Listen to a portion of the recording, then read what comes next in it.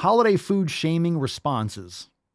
Ooh, 4 sassy responses for food shaming to use this Christmas. Oh boy, how many of you are around family? 4 sassy responses. Because if someone's shaming you, AKA shaming you, in other words, it's only shame if you accept it. If you're taking it like, oh, my feelings, they shamed me. The other person might be like, man, you gained 20 pounds. You gained a lot of weight. That's not shaming. That's just someone that's very upfront. Might be a little bit rude contextually, but it might be true. Like, man, you take up a lot more space than you used to last time I saw you. What the fuck happened? That's the reality that a lot more people need. But my feelings, it's fat shaming. So anyway, if you're around family and someone food shames you, or you perceive someone to be hurt your feelings about the foods, here are some sassy responses. Have you ever had someone say something to you and you're like, I wish I had a sassy response? Well, now you can be sassy. This is going to give you all the answer you need. 4 sassy responses for food shaming to use this Christmas. What's in the box? Here we go. Here's 4 sassy responses that you can say to anyone who food shames you this Christmas. What language is that? Come on. All right. I always tease about accents. And you know me. I always tease because I like accents. I just don't like stupid words. And I don't like the organization of stupid words into stupid sentences. The words aren't stupid. The sentences that result are stupid. I have 4 sassy responses for food shaming to use this Christmas. Oh, God. God damn it. I don't know what it is about your face, but I want to deliver one of these right in your suck hole. Is there anything I can do to work on that? No, not really. It's your face. Oh, Howard. Daddy needs you. Come here. Come here, Howard. It is time. Okay, Simba. Continue. Here's 4 sassy responses that you can say to anyone who food shames you this Christmas. I thought you were on a diet. And I thought you were minding your business, but here we are. Are you really going to eat all of that? Yeah, I am going to eat all this, and I'm not going to stand for being shamed about it. How about you focus on what you're eating? You can walk. I'm not going to stand for being shamed about it. How about you focus on your own plate? Man, you must be real fun at parties. You should be careful. A moment on the lips, a lifetime on the hips. I don't know what fridge magnet you read that off, but that's actually not how the human body works. It's quite a plate you've got there. I could never eat all that.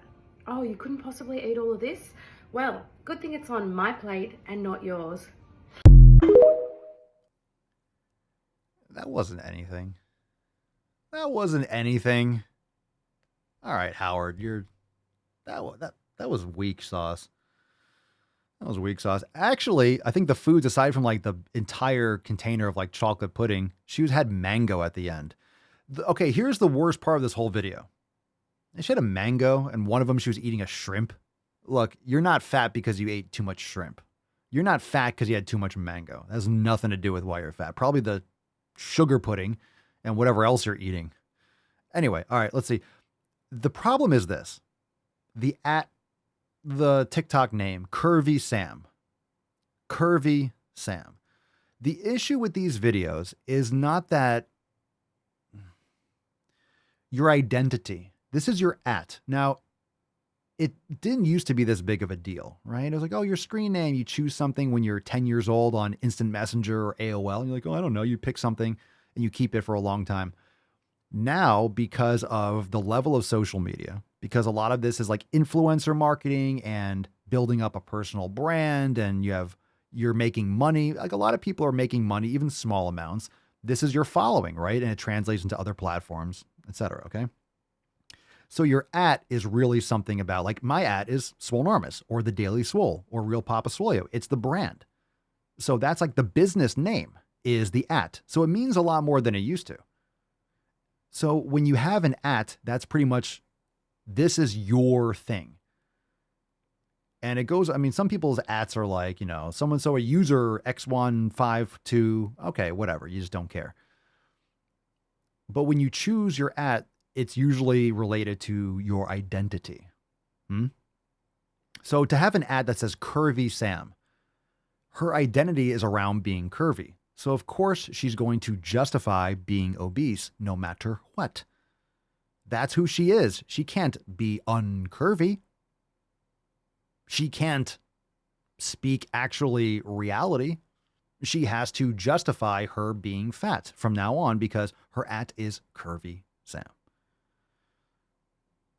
Okay, that's your curvy. Yeah, there are curves on anyone's body, like some bigger than others. I mean, it's not a flex to be more horizontal than you are tall. It's not like a positive. It's not a selling point. People aren't like, ooh, give me some more of that. Oh, curves. It curves in the right places. Okay, if you have breasts, that's a curve. You know, to have a gut when you're not pregnant, that's not a curve. That's not like required. That's not providing anyone value. If you have a pregnancy bump, well, there's a baby in there. There's a reason for it. You know, this idea of curvy is, of course, like anything else with body positive, it's been hijacked. So curvy used to mean, well, you have an ass and you have tits and you have a shape. You know, being fat is not curvy. Again, more subjective bullshit. Like it's overused. It's overused. Like my cock is curvy. But I wouldn't use that term. It's just not what I would use. I would use girthy. I would use magnanimous. I would use portly. Like I would use, I don't know, dense. Like there are other words for it. Because stickers? You know what I'm saying? And again, and God, Julian, a lot of you are just, you're ahead of the game. This is my next point. So actually, I appreciate the super chat. Thank you so much. I appreciate the super chat, even though it's in Canadian pesos. I appreciate it. I know. I'm just kidding. That fucking exchange rate. No, I appreciate the super chat. I really do. Let's read the comment. So this is actually what I was going to get on next, but let's read this. So you're dead on. I got more crap for eating healthy, and avoiding sugar, carbs, and alcohol. And I hate the quote, live a little, leave me and my meat alone and pass the butter. Goddamn right. Good for you. Canadian pesos. We love our Canadians here. There's a lot of you. How many of you are in Canada? I love you, Canadians. Anyway, where we got? Yeah, so I was going to say, and in reality, if you're at a Christmas party or you're somewhere, if you're eating cookies, no one's going to say shit. This is the truth. No one's going to say shit. Don't fucking lie to me and be like, oh, you're really going to eat all that? No one's saying that. Who the fuck says that to a fat person? You know why? Because everyone's fat. Okay? No one's saying that. No one's saying that. Maybe if it's like your brother or your sister or your unfiltered uncle who just doesn't give a fuck anymore and has he's like 3 scotches deep. Okay. More people are going to be giving you shit if you're eating, you brought your own food in a Tupperware. They're all going to talk about it. They're going to ask you like, oh, you don't want this? Oh, you don't want to drink? Oh, you want some eggnog? Oh, you don't want any cookies? You don't want any steak? Oh, come on, it's the holidays. You want a little bit? They're going to give you shit. They're going to try to put something. They'll even like reach over and put something on your plate. Oh, have some. No, stop. Give me. And like, that's what they'll do. Like your family member or they'll just put food on your fucking plate that you don't want. They will do that. They'll give you, you will get, I guarantee you will get much more shit and pushback by eating your food and healthy food than you own. So Julian, she's dead on. 1,000%. Give me a fucking break. Everyone, if you have an experience, drop in the comments. Guarantee. Because everyone's fat. Everyone's stuffing their face. And these parties are literally, they're excuses for people to eat shit and not feel guilty about it. Hey, we all get to, mainline our addictions like we always do, but it's socially acceptable. Hey, let's get together and just pound fucking sugar and vegetable oils. Nice. That'll be fun. Yeah, let's do it all together in the same room. Nice. It's like a fucking food orgy. Joe, I got beat down at the well, hopefully not literally. I got my ass kicked, man. I got beat down at the company Christmas party for eating beef fajitas without the tortillas. I like a steak sandwich without the sandwich. I always joke and I yell at Mama Soy. I'm like, make me a sandwich. She goes, you don't eat bread. I'm like, you fucking goddamn right I don't. Give me a steak.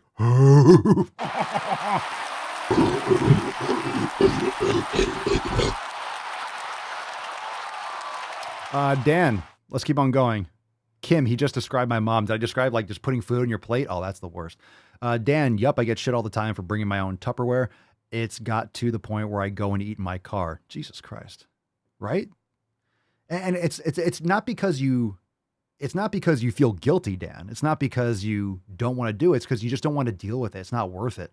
Like, I'll just fucking eat in my car. And a lot of times, like, I used to do that too. I'll just eat first and I'll go, but I'll just eat first. Like, no, I'm good. Like, I'll just eat before because I don't want to go there and bring and like, I'll just eat before I go. Or yeah, you eat in your car and just, then you don't have to hear anything about it. Oh, Jesus Christ. That's fucked up.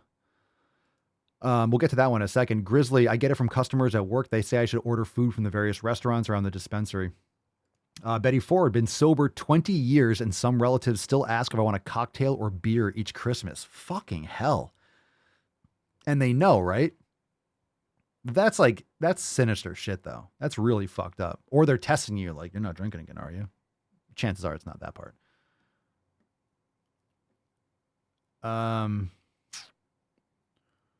Teacap, I didn't eat at all at the Christmas party. Smells made me nauseous. Yep. Let's see.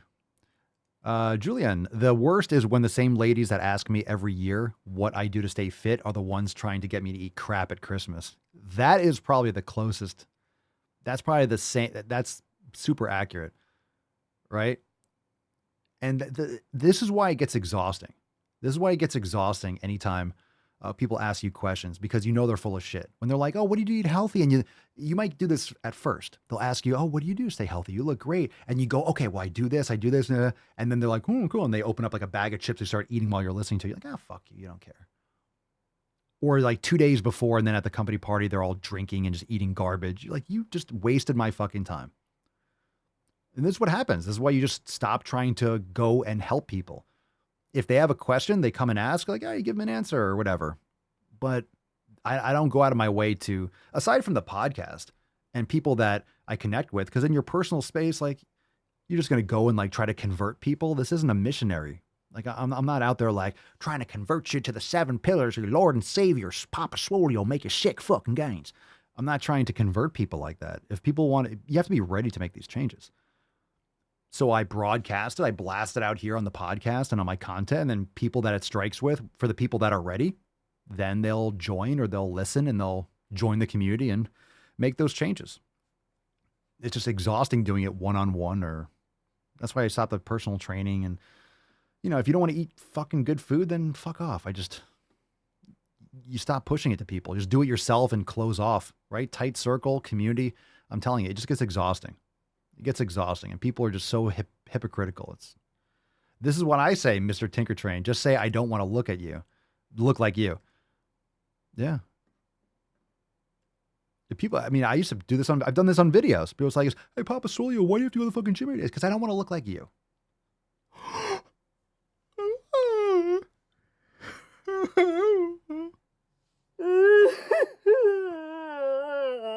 Damn right. Come on, stop whining. Stop whining. Cerny, family bothered me when I first started caring about my health, but I told them just to fuck off, and now they see me getting healthy. No one says anything. Aha. But this is what I talked about before. Well, we talked about pretty much everything before, but this is why you need to lead by example relentlessly, because at first it seems like hypocrisy, but when they see it long enough and long-term enough, people just, they get it. I mean, they might even start making positive changes themselves.